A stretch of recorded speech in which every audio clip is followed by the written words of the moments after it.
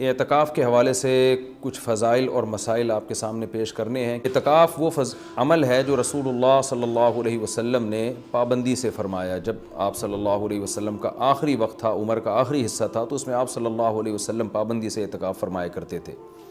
دنیا کی ہر قوم میں اعتکاف کی عبادت رہی ہے۔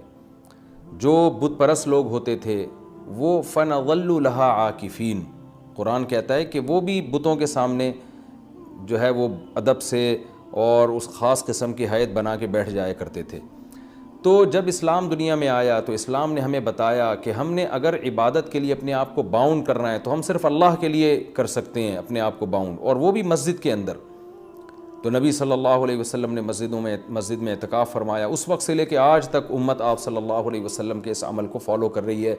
اس کی فضیلت کیا ہے؟ رسول اللہ صلی اللہ علیہ وسلم نے فرمایا ایک دن کا اعتکاف، بشرطے کے اخلاص کے ساتھ ہو، ایک دن کا اعتکاف آپ نے فرمایا انسان کو جہنم کی آگ سے ایسے دور کر دیتا ہے جیسے زمین اور آسمان کا جیسے فاصلہ ہے۔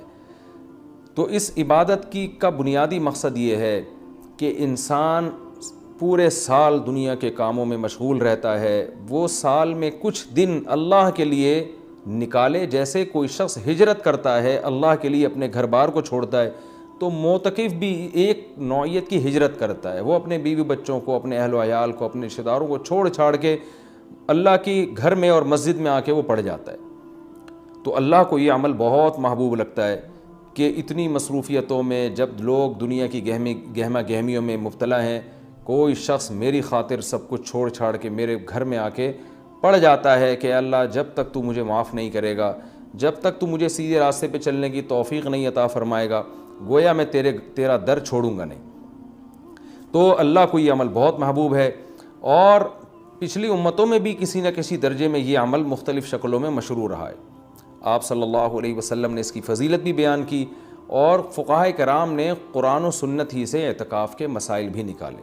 تو اعتکاف کی سب سے بڑی فضیلت کیا ہے؟ ایک تو وہ فضیلت کہ جو حدیث میں بیان کی کہ مشرق اور مغرب میں جو فاصلہ اور آسمان اور زمین میں جو فاصلہ ہے، اتنا اللہ تعالیٰ جہنم کی آگ سے انسان کو دور کر دیتے ہیں۔ دوسری فضیلت اعتکاف کی کہ اس میں ہم آپ صلی اللہ علیہ وسلم کی ایک سنت کو فالو کر رہے ہوتے ہیں، جو کام نبی نے کیا ہم وہ کر رہے ہوتے ہیں۔ اور قرآن کہتا ہے لَقَدْ كَانَ لَكُمْ فِي رَسُولِ اللَّهِ أُسْوَةٌ حَسَنَةٌ، تمہارے لیے محمد صلی اللہ علیہ وسلم کے عمل میں اسوہ حسنہ، ایک اچھا نمونہ ہے، جیسے انہوں نے زندگی گزاری تم بھی ایسا کرو۔ تو نبی صلی اللہ علیہ وسلم کی سنت اس سے زندہ ہوتی ہے۔ دوسری فضیلت، تیسرا فائدہ اعتکاف میں کیا ہوتا ہے کہ آپ 10 دن جب مسجد کے ماحول میں گزارتے ہیں، مسجد کی ایک روحانیت ہوتی ہے، مسجد گناہوں سے پاک جگہ ہے، تو اس کچھ بھی نہ کریں، اس روحانیت کے اثرات آپ کے دل کے اندر جذب ہوتے ہیں، لاشعوری طور پر آپ کا دل اندر سے تبدیل ہوتا ہے۔ یہ اعتکاف کا تیسرا فائدہ۔ چوتھا فائدہ، آپ کو 10 دنوں تک باجماعت نماز پڑھنے کی توفیق ملتی ہے، آپ کو مسجد میں عبادت کی توفیق ملتی ہے، فارغ علماء کے بیانات سننے کی آپ کو توفیق ملتی ہے۔ یہ ایک بہت بڑا فائدہ ہے اعتکاف کا۔ اور سب سے بڑا فائدہ کیا، جو حدیث میں بھی منقول ہے، اور آپ صلی اللہ علیہ وسلم نے اعتکاف کی مشروعیت کی ایک وجہ یہ بھی بیان کی ہے کہ اس سے انسان کو لیلۃ القدر نصیب ہوتی ہے۔ آپ صلی اللہ علیہ وسلم لیلۃ القدر کی رات کی تلاش میں بھی اعتکاف فرمایا کرتے تھے، 10 دنوں کے لیے مسجد میں آ کے بیٹھ جایا کرتے تھے۔ تو معتکف کو یقینی طور پر لیلۃ القدر کی رات ملتی ہے، بالفرض اگر وہ سوتے ہوئے میں بھی لیلۃ القدر کی رات گزر جائے اور اس سے عبادت نہ ہو سکے تو کم از کم اعتکاف والی عبادت تو اس کو لیلۃ القدر میں ملے گی۔ وہ قیامت کے دن یہ تو کہہ سکتا ہے اے اللہ لیلۃ القدر کی رات میں نے کوئی عبادت نہیں کی، لیکن اعتکاف والی عبادت مجھ سے ہوئی ہے، اس لیے کہ میں مسجد کے اندر موجود تھا۔ تو اعتکاف والے حضرات کو چاہیے کہ اعتکاف میں اگر آپ کچھ نہیں بھی کرتے، صرف فرض نماز پر اکتفا کرتے ہیں، تو آپ کو اعتکاف کا پھر بھی ثواب ملے گا۔ لیکن یہ جب اللہ کی طرف سے اتنا بہترین پیکیج آپ کو ملا ہوا ہے، آپ فارغ بھی ہیں، رمضان کا آخری عشرہ بھی ہے، اپنے آپ کو آپ نے باؤنڈ کیا ہوا ہے مسجد میں، تو سو کے یہ وقت گزار دینا یہ بہت بڑے اجر سے محرومی کا ذریعہ ہے۔ اس لیے معتکف کو اپنا وقت زیادہ سے زیادہ عبادت میں، تلاوت میں، نماز میں، دعاؤں میں لگانا چاہیے۔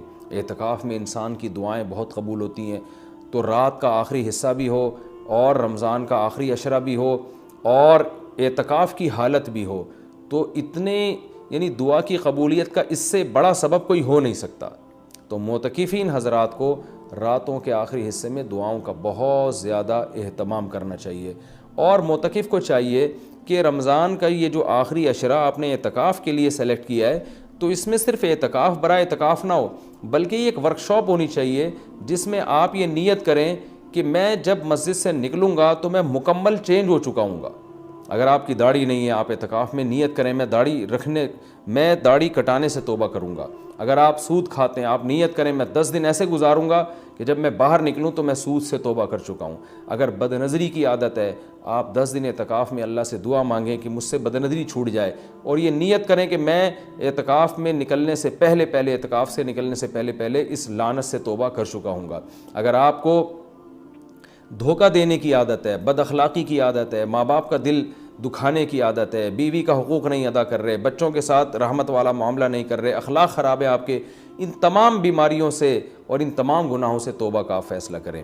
بلکہ میں تو یہاں تک معتکفین کو کہتا ہوں جو میں نے علماء سے سنا ہے کہ اعتکاف میں جس دن بیٹھیں سب سے پہلا کام آپ یہ کریں کہ اپنے گناہوں کی ایک لسٹ بنا لیں کہ بھئی میرے اندر یہ گناہ ہے, نماز قضا کر دیتا ہوں, میں شراب پیتا ہوں, میں بد نظری کرتا ہوں, یا میں اللہ نہ کرے اور کوئی بڑا جرم کر رہا ہوں. تو سارے جرائم کی لسٹ بنائیں اور پھر آپ یہ نیت کریں اور وہ پرچی اللہ کے سامنے دعا میں رکھا کریں, اللہ یہ میرے جرائم ہے تو مجھے ان سے توبہ کرنے کی توفیق دے دے. تو پھر وہ اعتکاف حقیقت میں آپ کا اعتکاف بنے گا. اور میں نے اپنی زندگی میں دیکھا ہے کہ جنہوں نے صحیح طرح سے اعتکاف کیا ان کی زندگیاں ہمیشہ کے لیے تبدیل ہو گئیں. اکثر توبہ کرنے والے وہ ہوتے ہیں جو اعتکاف میں جا کر ان کو توبہ کی توفیق ملتی ہے. تو یہ بہت بڑی عبادت ہے, اس کا اہتمام کرنا چاہیے. دوسری بات, پہلے دن سے اپنا عبادت کا کوئی اسکیجول بنا لینا چاہیے. ایسا نہ ہو کہ آپ آ کے بیٹھ گئے اب سوچنے میں 3 دن گزار دیں گے کہ آپ نے کرنا کیا ہے. تو اپنا ایک اسکیجول بنائے کہ بھئی تہجد کتنی, تراویح کی تو پابندی کرنی ہے, تہجد کتنی پڑھنی ہے اور کتنے پارے اس میں پڑھنے ہیں, یا کتنی مقدار میں تلاوت اس میں کرنی ہے, تسبیحات کتنی کرنی ہے, کون سی کرنی ہے, دعا کس وقت مانگنی ہے, کتنی دیر مانگنی ہے. یہ پورا ایک اسکیجول پہلے سے ہونا چاہیے آپ کا. کھانے پینے کی ترتیب تو پہلے دن بن جاتی ہے کہ سحری کون لے کر آئے گا, افطاری کون لے کر آئے گا اور رات کا کھانا کون لے کر آئے گا, اور چائے کب پینی اور کون کس وقت لے کر آئے گا. یہ تو ترتیبیں پوری بن جاتی ہیں. تو یہ تو آپ باہر بھی کر سکتے تھے یہ کام. اعتکاف تو عبادت کے لیے ہے, تو عبادت کی ترتیب بنانا یہ چائے اور کھانے پینے کی اور پکوڑے اور سموسوں کی ترتیب سے زیادہ ضروری ہے اعتکاف میں. تو شروع میں اس کا اسکیجول بنا لینا چاہیے. اس بارے میں کچھ مسائل بھی ہیں کہ اعتکاف کن چیزوں سے ٹوٹتا ہے. پہلی بات تو یہ ہے کہ اگر آپ کا روزہ ٹوٹ گیا تو اعتکاف بھی خود بخود ٹوٹ جائے گا. اعتکاف جب بھی ٹوٹے گا تو قضا 1 دن کی ہوتی ہے اس کی. جیسے کسی کا اعتکاف ٹوٹ گیا تو وہ اگلے ہی دن مغرب سے پہلے قضا کی نیت کر لے اور یہ نیت کرے کہ میں جو آج اعتکاف ٹوٹا ہے اس کی میں قضا کر رہا ہوں, کیونکہ وہ سنت اعتکاف تو اب اس کا ختم ہو جائے گا. وہ ایک قضا اعتکاف کرے اور پھر آگے نفلی اعتکاف کی نیت سے مزید دن اگر باقی ہیں تو مسجد میں بیٹھ جائے. تو وہ 24 گھنٹے روزے کے ساتھ قضا اعتکاف کی نیت کر لے گا, یعنی 24 گھنٹے اعتکاف ہوگا اور روزے کے ساتھ, روزہ جو صبح صادق سے غروب آفتاب تک ہوتا ہے. کن چیزوں سے اعتکاف ٹوٹتا ہے میں اس پہ تذکرہ کر رہا تھا. ایک, روزہ اگر ٹوٹ گیا تو اعتکاف بھی ٹوٹ جائے گا. دوسرا, بلا شرعی عذر اگر آپ مسجد سے باہر نکل گئے تو آپ کا اعتکاف ٹوٹ جائے گا.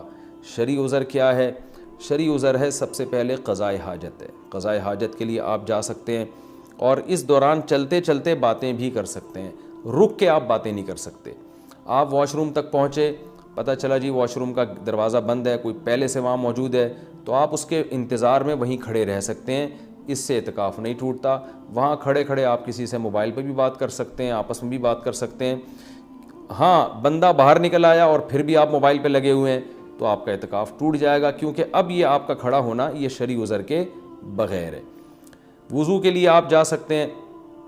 جب آپ وضو کے لیے گئے تو نل کا کھولا آپ نے, وضو کے دوران آپ بات چیت کر رہے ہیں, اس سے اعتکاف نہیں ٹوٹے گا. وہ الگ بات ہے وضو کے دوران بات چیت نہیں کرنی چاہیے, لیکن اس سے اعتکاف نہیں ٹوٹے گا کیونکہ آپ نے اس بات چیت میں الگ سے ٹائم نہیں لگایا. وضو کے دوران ہی آپ نے بات چیت کی ہے, وضو آپ نے پراپر طریقے سے کیا, اور اب آپ وہاں بیٹھے بیٹھے وضو کی دعا پڑھ رہے ہیں یا کچھ اور پڑھ رہے ہیں تو اس سے بھی اعتکاف ٹوٹ جائے گا, کیونکہ پراپر وضو کرنے کے بعد آپ پر لازم تھا کہ آپ اٹھ کے مسجد میں آئیں.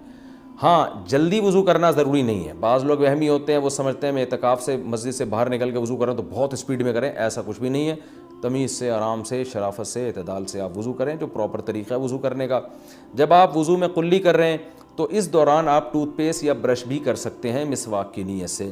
ہاں وضو کرنے کے بعد الگ سے پھر یا الگ سے ٹوتھ پیسٹ یا مسواک کرنے کے لیے مسجد سے باہر جانا, اس سے اعتکاف ٹوٹ جائے گا. وضو کے دوران وضو ہی کی نیت سے یہ کام کیا جا سکتا ہے, تو اس سے اعتکاف نہیں ٹوٹے گا. اسی طرح اگر کسی کے لیے گھر سے کھانے پینے کا انتظام نہیں ہو رہا, کوئی لا کے دینے والا نہیں ہے, تو وہ مجبوراً کھانا کھانے کے لیے بھی باہر جا سکتا ہے, کیونکہ یہ کھانا بھی انسان کی بنیادی ضرورتوں میں سے. آپ ہوٹل سے کھانا خریدنے کے لیے مجبوری میں جا سکتے ہیں اور لا سکتے ہیں. غسل کے لیے, فرض غسل کے لیے تو اعتکاف سے باہر نکلنا بالکل جائز ہے. سنت غسل کے لیے جو راجح قول ہے, جو دلیل کے لحاظ سے قوی ہے, اس کے مطابق سنت غسل کے لیے آپ اعتکاف کے لیے مسجد سے باہر نہیں جا سکتے, چاہے وہ جمعہ کا دن ہو یا کوئی بھی دن ہو. راجح قول بہرحال جمہور کا قول یہی ہے, اگرچہ کچھ علماء دوسرے قول کے بھی قائل ہیں, لیکن جو راجح قول ہے, جو جمہور کا قول ہے, جس پہ فتویٰ اب تک دیا جاتا رہا ہے, وہ یہی ہے کہ آپ غسل نہیں کر سکتے.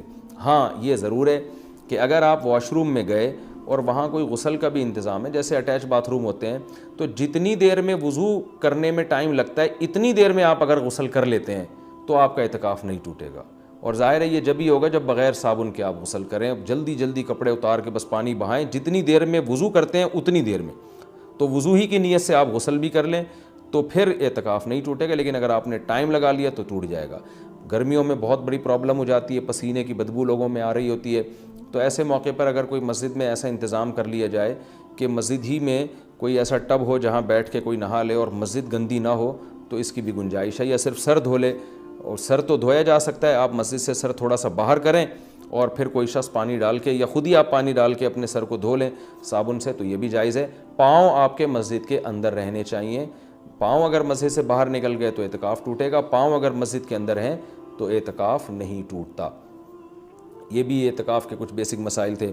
اعتکاف کے دوران آپ کسی کے جنازے میں جانے کے لیے مسجد سے باہر جائیں گے, اعتکاف ٹوٹ جائے گا. کسی کی عیادت کے لیے مسجد سے باہر نکلیں گے, اعتکاف ٹوٹ جائے گا. لوگ کر رہے ہوتے ہیں یہ کام, جی وہ اللہ معاف فرمائے نانی کا انتقال ہو گیا, چاچا کا انتقال ہو گیا, تو اب ہم جا رہے ہیں. تو بھائی نہیں جا سکتے آپ. جس کا بھی انتقال ہو گیا اس کے لیے یہیں بیٹھ کے آپ دعائے مغفرت کریں, اور ان کا جنازہ اگر وہیں آ جاتا ہے تو مسجد کے اندر بعض جگہوں پہ صفیں بنتی ہیں, جنازہ باہر رکھا جاتا ہے تو ٹھیک ہے, مسجد سے باہر آپ نہیں جا سکتے. اسی طرح ایک اور بھی گنجائش ہے کہ اگر کسی کو اعتکاف کے دوران پہلے سے پتہ ہے کہ مجھے کسی ضروری کام سے جانا پڑے گا, تو وہ مستثنا بھی کر سکتا ہے. یعنی اعتکاف میں بیٹھنے سے پہلے وہ یہ نیت کر لے کہ فلاں دن اتنے ٹائم تک کا جو وقت ہے میں اعتکاف سے خارج کر رہا ہوں, تو وہ فلاں دن جب آئے گا تو وہ مخصوص ٹائم اس کا اعتکاف میں داخل ہی نہیں ہوگا, تو اس دوران وہ مسجد سے باہر جا سکے گا, اس کا اعتکاف نہیں ٹوٹے گا. یا وہ یہ کہہ لے کہ جیسے کسی نے پیپر دینا ہے تو وہ یہ نیت کر رہے کہ بھائی میں اعتکاف میں تو بیٹھ رہا ہوں, لیکن میرا ایم اے اسلامیات کا یا میرا اکنامکس کا پیپر ہے, تو میں جب پیپر کا ٹائم ہوگا تو میں جاؤں گا پیپر دینے کے لیے اور پیپر دے کے فوراً واپس آ جاؤں گا. تو پہلے سے جو نیت کر لے گا تو اس میں وہ ٹائم اعتکاف میں داخل ہی نہیں ہوگا, اور اس عمل کی وجہ سے اس کا اعتکاف ٹوٹے گا نہیں. البتہ سنت بہرحال یہی ہے کہ پراپر 10 دن تک مسلسل اعتکاف کیا جائے. تو یہ کچھ موٹے موٹے مسائل تھے اعتکاف کے. اور رمضان میں روزے کی حالت میں سرما لگانے سے, کان میں آنکھ میں دوا ڈالنے سے روزہ بھی نہیں ٹوٹتا, اعتکاف بھی نہیں ٹوٹتا. خوشبو لگانے سے نہ روزہ ٹوٹتا ہے نہ اعتکاف ٹوٹتا ہے. باتیں کرنے سے بھی نہ روزہ ٹوٹتا ہے نہ اعتکاف ٹوٹتا ہے. لیکن اعتکاف میں زیادہ باتیں نہیں کرنی چاہیے, عمل کو زیادہ فوکس کرنا چاہیے. اور اگر کوئی گپ شپ لگاتا بھی اعتکاف میں تو اس سے کچھ نہیں ہوتا, لیکن اعتدال سے مسجد کے آداب کا خیال کرتے ہوئے. تو اعتدال سے اگر کوئی مسجد میں رہے اور مسجد کے آداب کا خیال کر کے بات چیت بھی اعتکاف کے دوران کرتا ہے تو یہ ناجائز عمل نہیں ہے. ایک بات, جو آخری بات, اعتکاف میں موبائل کا استعمال کم کریں اور اس کو مثبت ایکٹیویٹیز کے لیے محدود کر دیں. فون پہ باتیں کرتے رہنا, ویڈیوز دیکھتے رہنا فیس بک کی, یہ تو سارا ٹائم آپ کا فیس بک برباد کر دے گا. کوئی کام کی علمی بحث دیکھنی ہو تو ایک الگ بات ہے, لیکن ویڈیو گیم اور ان چیزوں میں اعتکاف کو برباد کرنا یہ بہت بڑی محرومی کی بات ہے. اللہ تعالیٰ سے دعا ہے کہ اس رمضان کے اس عشرے کو اللہ ہم سب کے لیے رحمت بنائے, اور اعتکاف میں خاص طور پر اس وبا کے بارے میں, اس وبا کے لیے سب مل کے دعا کریں. معتکفین حضرات سے خاص طور پہ گزارش ہے, کیونکہ ان کی دعاؤں کی قبولیت کا امکان زیادہ ہے. یہ جو کرونا کی وبا انڈیا میں پھیلی ہوئی ہے, پوری دنیا کو اپنے لپیٹ میں لیا ہوا ہے, لاکھوں لوگ لقمہ اجل بن گئے, پتہ نہیں کتنوں کی موت اور مقدر ہے. تو گڑ گڑا کے معتکفین حضرات سے گزارش ہے کہ اس رات اللہ سے دعا مانگے، خاص طور پہ ختم قرآن کے موقع پر خوب اللہ سے دعا مانگے کہ اللہ اس وبا کو انسانیت سے دور کر دے، اور اس وبا سے ہونے والی تباہی سے اللہ ہم سب کو بچا لے۔ ہم کمزور ہیں اور ہمارے ایمان بھی کمزور، ہمارے جسم بھی کمزور، تو ہم صبر والی زندگی نہیں مانگتے کہ آزمائشیں آئیں اور صبر کریں، بلکہ ہم اللہ سے شکر والی زندگی مانگتے ہیں، اللہ تو ہمیں نعمتیں دے اور شکر کی توفیق دے۔ ہاں اگر کوئی مصیبت مقدر میں ہے ہی تو اللہ ہمیں صبر کی توفیق دے، لیکن اللہ ہم سے مصیبتوں کو دور کر لے۔ خواتین کے گھروں میں اعتکاف سے متعلق مسائل میں انشاءاللہ آج مختصر الفاظ میں بیان کروں گا، کیونکہ رمضان 1441 ہجری اور مئی 2020 کا اعتکاف شروع ہونے والا ہے، تو خیال ہوا کہ اس بارے میں کچھ اہم مسائل بیان کر دیے جائیں۔ سب سے پہلے تو یہ بڑا اختلافی مسئلہ چلتا ہے کہ خواتین کے لیے گھر میں اعتکاف کرنا جائز بھی ہے یا نہیں ہے، تو اس اختلاف کو بھی میں بہت ہی مختصر انداز میں بیان کروں گا۔ بہت سے فقہا کے نزدیک خواتین کے لیے گھر میں اعتکاف جائز نہیں ہے، اور ان کی دلیل قرآن کی یہ آیت ہے وَأَنْتُمْ عَاكِفُونَ فِي الْمَسَاجِدِ، کہ قرآن مسجدوں میں اعتکاف کا تذکرہ کرتا ہے، اور رسول اللہ صلی اللہ علیہ وسلم نے بھی ہمیشہ مسجد نبوی ہی میں اعتکاف کیا ہے، تو اور اس بارے میں ہمیں کوئی دلیل الگ سے نہیں ملتی کہ عورت جو ہے وہ گھر میں اعتکاف کرے گی اور مسجد میں اعتکاف اس کے لیے جائز نہیں ہے، ایسی کوئی دلیل نہیں ملتی۔ تو اس بیس پہ بہت سے فقہا اس طرف گئے ہیں کہ عورت کے لیے گھر میں اعتکاف کرنا جائز نہیں ہے، اور یہ بھی ایک مضبوط مذہب ہے، اس کو بالکل کالعدم قرار دینا ٹھیک نہیں ہے۔ لیکن حنفیہ اس طرف گئے ہیں، جو فقہائے حنفیہ ہیں وہ اس طرف گئے ہیں کہ عورت کے لیے مسجد میں اعتکاف اگر وہ کرے گی ہو تو جائے گا، لیکن مکروہ ہے، ناپسندیدہ ہے، اور جو علماء عورت کے مسجد میں اعتکاف کے قائل ہیں ان میں بھی بہت بڑی جماعت اس کو ناپسندیدہ بہرحال کہتی ہے، جیسے امام شافعی نے مکروہ لکھا ہے کہ عورت کے لیے مسجد میں اعتکاف کرنا مکروہ ہے۔ عرب کے بھی آج بہت سے علماء اس کے قائل ہیں کہ فتنے کی وجہ سے عورت کو مسجد میں اعتکاف سے روکا جائے گا۔ لیکن گھر میں اعتکاف جائز بھی ہے یا نہیں ہے، تو بہت سے فقہا اس طرف گئے ہیں کہ عورت گھر میں اعتکاف نہیں کر سکتی، لیکن حنفیہ، علماء حنفیہ، امام ابو حنیفہ اور ان کے شاگرد اور آج تک فقہاء حنفیہ کی یہی رائے ہے کہ عورت گھر میں اعتکاف کر سکتی ہے۔ اور اس میں اختلاف فقہا میں اس وجہ سے ہوا کہ دلائل میں اختلاف ہے۔ رسول اللہ صلی اللہ علیہ وسلم نے امہات المومنین کو حکم دیا تھا کہ مسجد میں جب انہوں نے نبی صلی اللہ علیہ وسلم کے ساتھ اعتکاف کے خیمے لگائے تو آپ نے ان خیموں کو اکھاڑنے کا حکم دیا۔ اس کے بعد حدیث میں آتا ہے کہ نبی صلی اللہ علیہ وسلم کے دنیا سے جانے کے بعد امہات المومنین ہر سال اعتکاف کیا کرتی تھیں۔ اب اس میں یہ تشریح نہیں ملتی کہ مسجد میں کرتی تھیں یا گھر میں کرتی تھیں، تو جو حضرات کہتے ہیں کہ مسجد میں اعتکاف کرے گی عورت، گھر میں اعتکاف جائز ہی نہیں ہے، وہ کہتے ہیں کہ مسجد میں کرتی تھیں، اور دلیل وہی دیتے ہیں کہ بھئی اعتکاف کا محل تو قرآن سے پتہ چلتا ہے مسجد ہے۔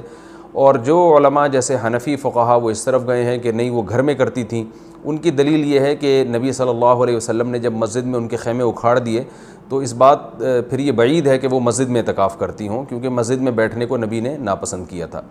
تو میرا مقصد صرف بتانے کا مقصد یہ ہے کہ کیونکہ اختلاف اور فرقواریت کا دور ہے نا، تو کوئی بھی کسی دوسرے کی دلیل کو نہ سننے کے لیے تیار نہ ماننے کے لیے تیار، تو اس بارے میں دونوں طرف مضبوط دلائل ہیں۔ امام شافعی، امام احمد ابن حنبل اور امام مالک اس طرف گئے ہیں کہ عورت کے لیے گھر میں اعتکاف جائز نہیں ہے، اور مسجد میں اعتکاف کرنا ہے یا نہیں کرنا، تو اس پر تو سب کا اتفاق ہے کہ ہو جائے گا، لیکن مکروہ ہے، ناپسندیدہ ہے، زیادہ تر علماء کی یہی رائے ہے۔ اور گھر میں اعتکاف ہوگا یا نہیں ہوگا، تو تینوں ائمہ کی رائے ہے کہ گھر میں اعتکاف عورت کے لیے جائز نہیں ہے، لیکن امام حنیفہ کی رائے ہے کہ جائز ہے۔ تو اختلافی مسئلہ ہے فقہا میں،